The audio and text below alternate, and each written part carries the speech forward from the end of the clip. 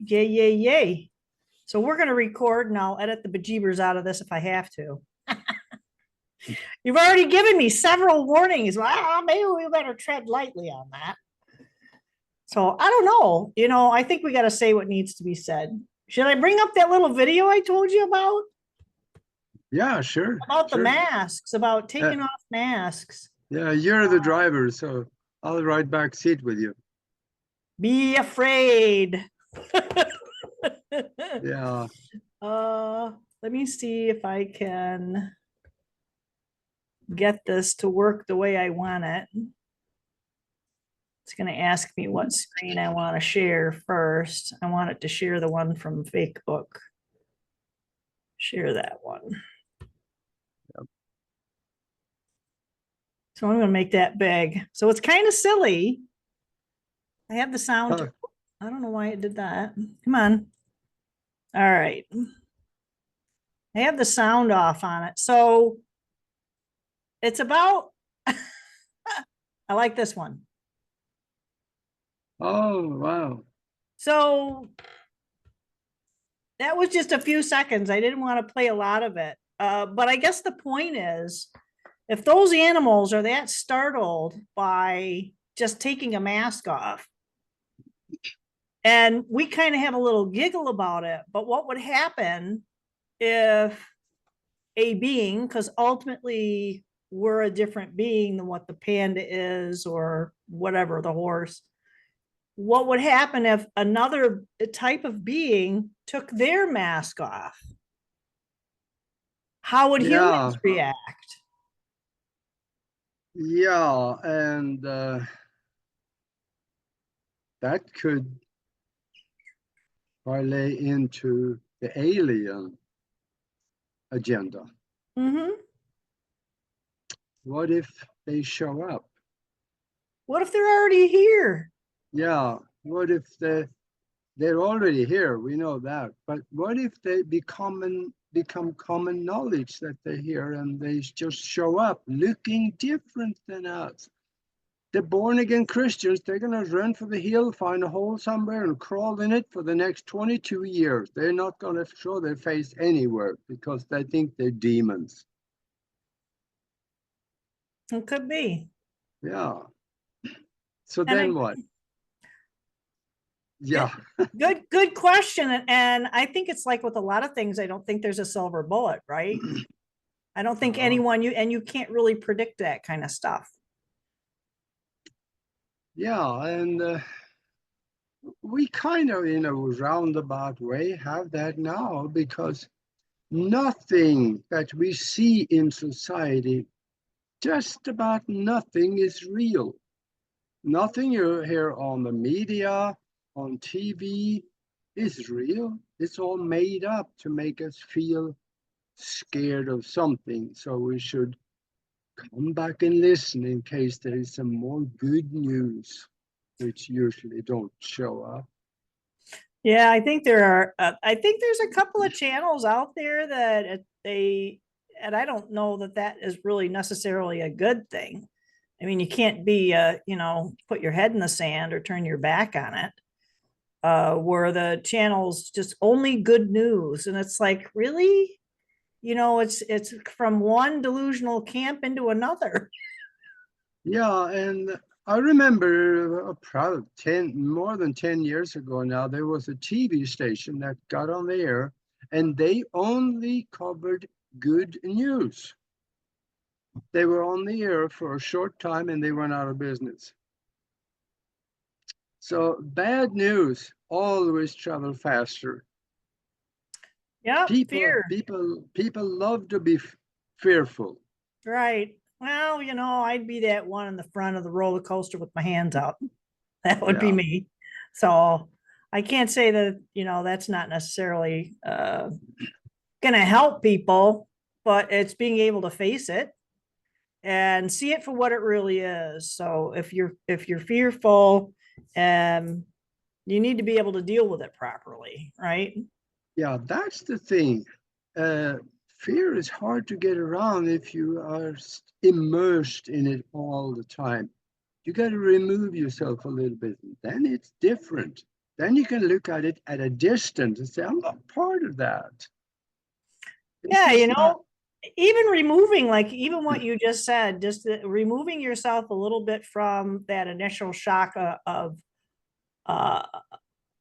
of fear, I'm just thinking about the panda and how it reacted.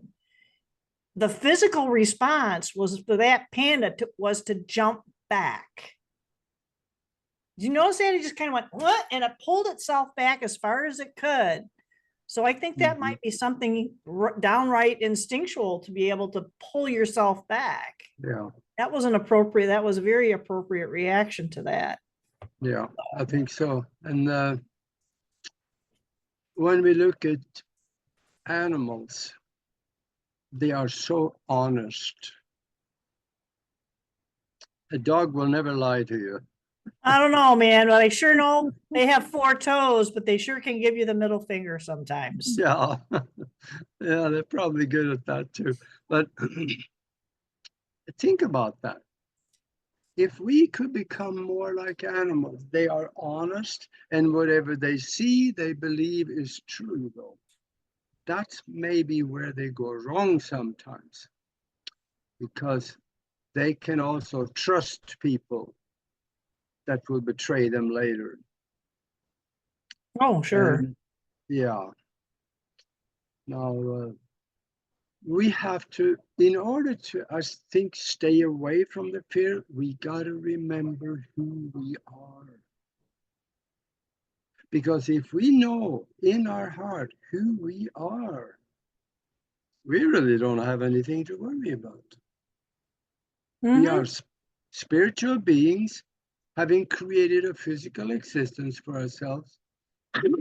This physical existence is created out of the mind.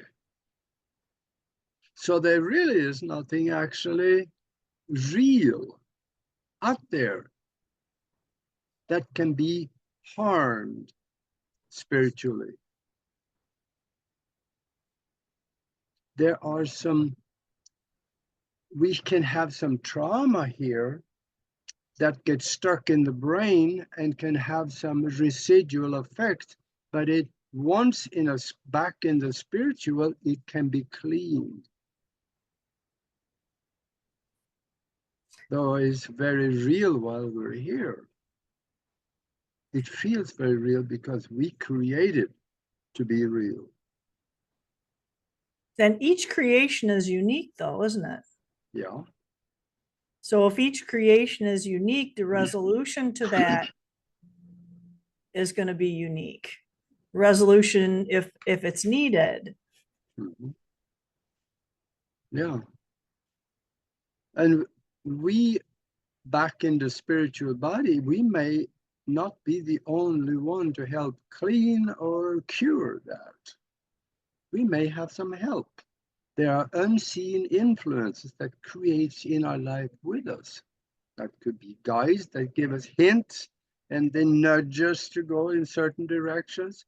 Or there are spiritual beings that put thoughts in our head about things that could be therapeutic in the situation. So we have others that help us create with us. And we should be open to that. That's where the discernment's really going to have to come in, because there's so much technology out there that's going to make you believe that you're hearing from the quote unquote the voice of God in your head. I mean, I work in the mental health here. I've heard people say that they believe they were spoken to by God. And once they went through treatment, it's like, oh, yeah, not so much. So I mean, it was just think about what this God was telling you to do. Okay. So, I mean, that kind of stuff can, and, the history kind of proves that there's been some pretty catastrophic events in history because people thought it was the voice of God leading them down that path. But, and it doesn't have to be quite as dramatic as that. This could be something very, very simple. Yeah. And let's think about something too. For those of you out there that reads the Bible, go to Psalms 82 something, it says right there, you are gods. So we are part of God. It doesn't feel like it at times, but yeah, we're part of that. Let's claim that and start acting like it. And Yeah. that means that when we are about to do something we know is not quite for the higher good of someone else or ourselves or the best thing to do, maybe sit back and say,